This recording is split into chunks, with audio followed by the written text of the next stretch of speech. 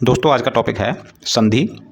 General Hindi का ये topic है और मैं संधि को इस टाइप से आपको पढ़ाना चाहता हूँ, ट्रिक प्लस फंडामेंटल, कि अगर ट्रिक बाई चांस आपके दिमाग से निकल भी जाए तो फंडामेंटल आपके क्वेश्चन को सही करा देगा। तो बिना देरी के स्टार्ट करते हैं संधि। संधि संधि के टाइप, संधि तीन तरह के होते हैं। संधि टाइप कितने होते हैं? पहली होती है स्वर संधि,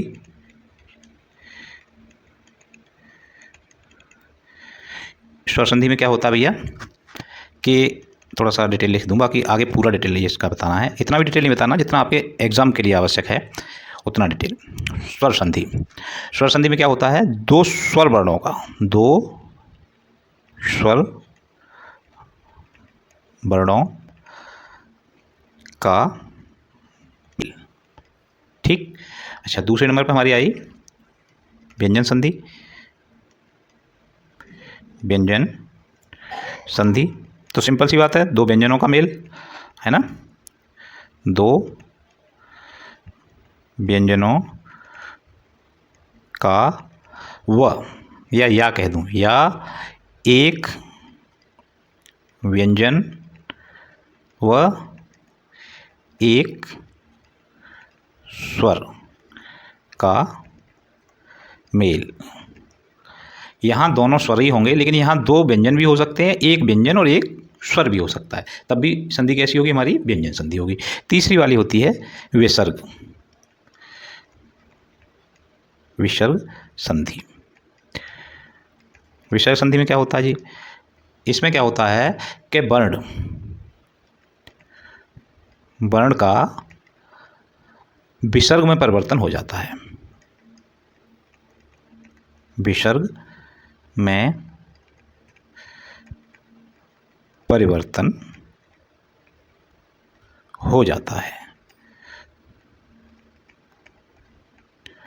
ठीक।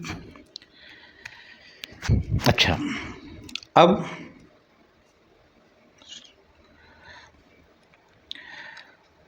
सबसे पहले हम स्टार्ट करेंगे स्वर संधि। पहले क्या स्टार्ट करेंगे हम? स्वर संधि। स्वर संधि से पहले मैं थोड़ा सा स्वरों के बारे में बात कर लेता हूँ। स्वर, स्वर होते क्या हैं? 11 होते हैं। कौन से 11? मैंने वैसे वर्णमाला वाले चैप्टर में इसे डिटेल में पढ़ा चुका हूँ। अगर आपको लगे कि कुछ और भी अधिक देखना है तो आप वहाँ देख लेना। मैं छोटी सी, आप जितनी ज़रूरत है यहाँ के लिए उतना मैं यहाँ आपको बता दे रहा हूँ। स्वर क्या होते हैं? 11 होते हैं। आ से स्टार्ट, छोटे वाले आ से स्टार्ट होते हैं और इस तरह से चलते हुए बड़े वाले ओ तक चले जाते हैं, ठीक है। ये हमारे 11 स्वर होते हैं। ये 11 स्वर दो जगह बांट दिए जाते हैं। पहले वाले को हम कहते हैं लघु स्वर, इनको दो जगह बांट देते हैं। एक होता है हमारा लघु स्वर, जिसे हम मूल स्वर भी कहते हैं, और तीसरा इसका नाम है ह्रस्व स्वर। स्वर तो सबके साथ लगना ही। ये तीन नाम हैं। इसमें क्या क्या आते हैं?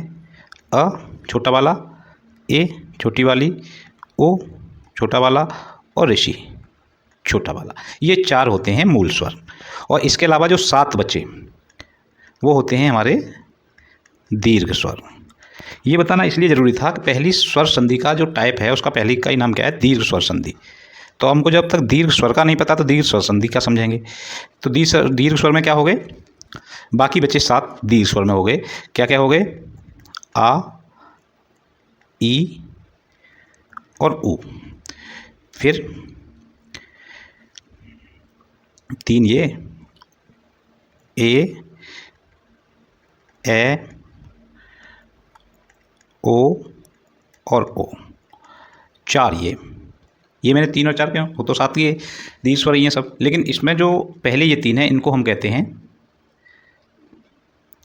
सजातीय। और यहीं से दीर्घ संधि आप बिल्कुल फंडामेंटली क्लियर कर लेंगे, सजातीय। और इनको विषम जातीय या विजातीय।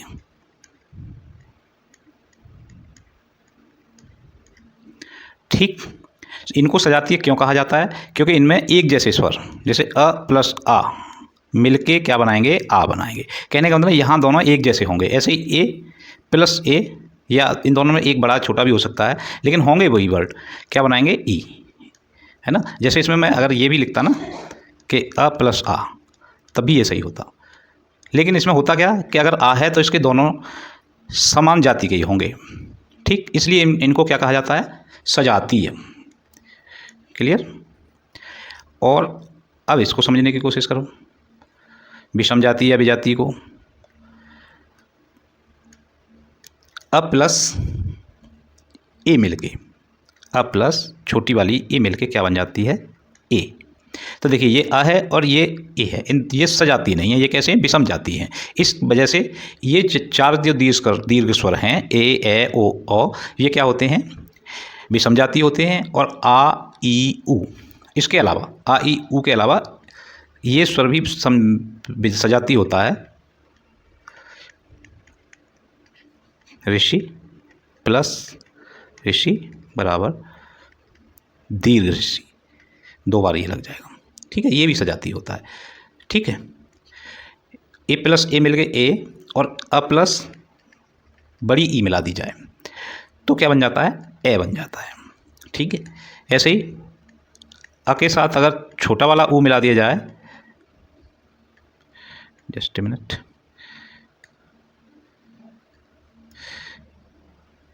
इसी तरह छोटे आ के साथ अगर ओ मिला दिया जाए तो क्या बन जाएगा, ओ, और अ के साथ बड़ा ऊ मिला दिया जाए तो क्या बन जाता है, ओ, ठीक है।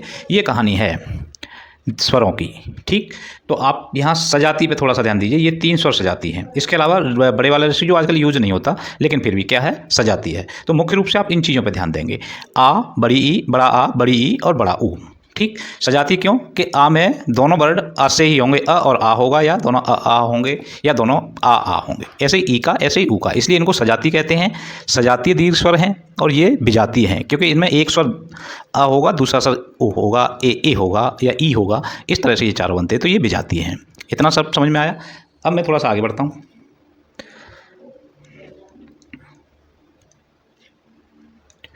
Next page.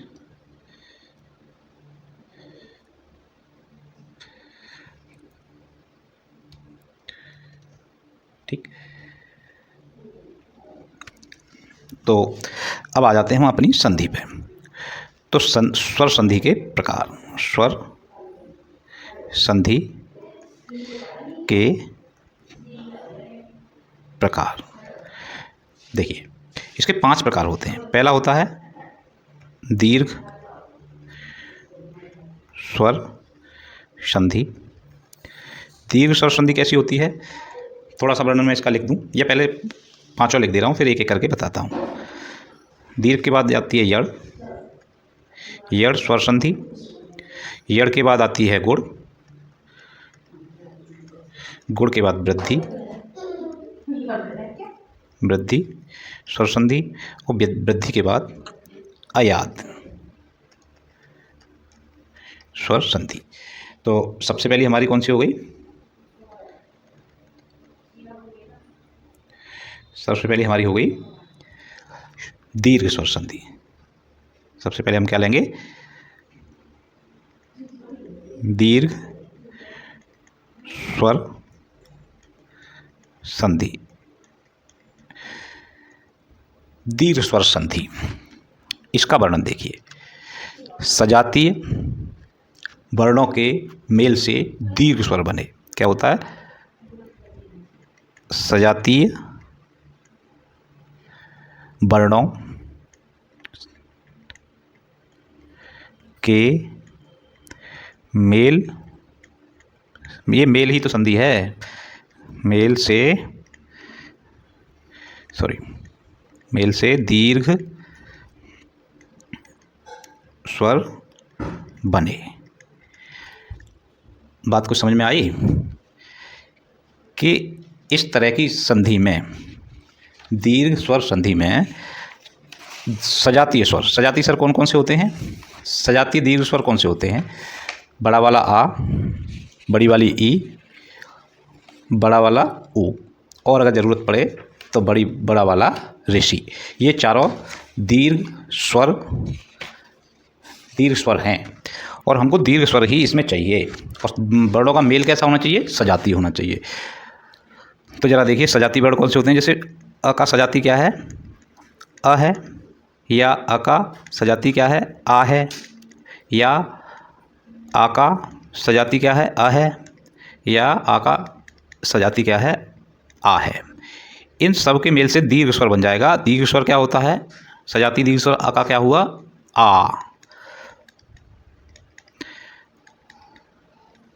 ठीक, यही कहानी ई वाली है।